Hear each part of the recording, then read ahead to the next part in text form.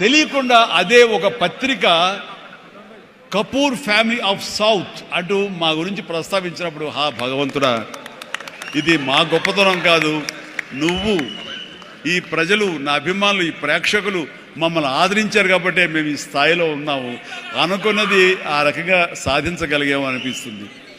And గతంలో ఎప్పుడు నేను ఏ సభలోనూ ఇంత మనసిప్పి మాట్లాడుకోలేదు. అది మీతోటి నేను మనసిప్పి మాట్లాడుకునేంత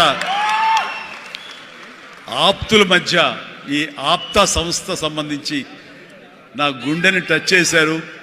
అందుకనే లోపల నుంచి అది తన్నుకొచ్చింది. కాబట్టి మనస్ఫూర్తిగా నా కుటుంబ సభ్యులతోటి, నా వాళ్ళతోటి నేను మాట్లాడుతున్నట్టుగా అనిపిస్తుంది. అండ్ మీరు ఎప్పుడు ఈ ఆప్తా సంస్థ ఇప్పుడు ప్రెసిడెంట్గా ఉండొచ్చు, రేపొద్దున ఇంకోటి ఉండొచ్చు, ఎవరైనా సరే ఇదే డెడికేషన్ తోటి, ఇదే కన్విక్షన్